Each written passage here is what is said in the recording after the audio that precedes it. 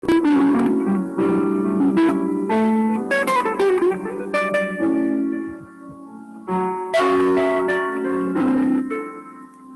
student, materi hari ini adalah tentang sintesis anestesi lokal. Jadi pertama kali anestesi lokal atau obat bius itu diisolasi dari bahan alam atau natural product, yaitu coca atau tanaman coca pada tahun 1862. Lalu selanjutnya kokain ini dimanfaatkan untuk sebagai anestesi lokal pada pasien surgery atau pasien operasi dan dentistry. Strukturnya di establish di tahun 1900-an. Jadi sayangnya kokain ini memiliki toksisitas yang cukup tinggi, olehnya dilakukanlah modifikasi struktur untuk menghasilkan senyawa sintetik, yaitu novocain dan benzocain. Nah, ini disintesis dengan perubahan pada attachment dari cincin utama kokain. Tentu saja senyawa sintetik yang dihasilkan ini less toxic dan jauh lebih aman. Bahkan benzocain sendiri memiliki struktur yang jauh lebih sederhana dibandingkan struktur novocain.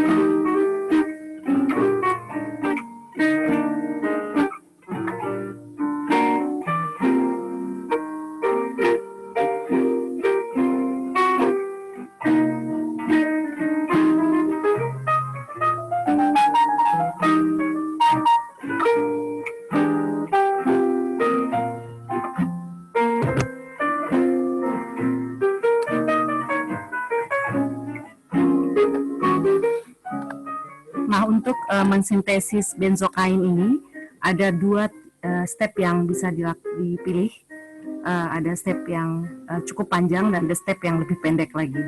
Untuk step 1, ini kita mulai dari starting material toluen. Toluen dengan attachment methyl. Ini kemudian ditambahkan dengan HNO3 dan H2SO4 sebagai katalisator. Katalisator H2SO4 ini akan mempercepat proses dari perubahan gugus karbon dengan lampiran NO2 yang berasal dari HNO3. Terlampirnya NO2 menyebabkan terjadinya perubahan pada senyawa ini menjadi p-nitrotoluen. Selanjutnya p-nitrotoluen ditambahkan dengan KMNO4 yang kemudian akan melakukan penambahan atau substitusi di daerah CH3 itu digantikan dengan COOH. Nah, di sini akan terdapat gugus karbonil yang merupakan hasil oksidasi dari KMNO4 terhadap senyawa p-nitrotoluen. Setelah terbentuk p-nitrobenzoic acid atau yang biasa kita sebut sebagai p-nitropaba ya. P-nitrobenzoic acid ini kemudian dapat ditambahkan dengan etanol atau C2H5OH dan H2SO4. Nah, di sini kita bisa memilih katalisator asam apakah H2SO4 atau HCl. Keduanya dapat digunakan jika etanol ditambahkan dengan katalisator asam maka akan terbentuk ester, di mana proses ini kita sebut sebagai esterifikasi. Di dalam proses esterifikasi ini terjadi protonasi, kemudian terjadi perubahan atau transfer ion, di mana OH pada etanol atau C2H5OH dan H plus yang ada pada katalisator asam ini akan menyisakan atau meninggalkan residu air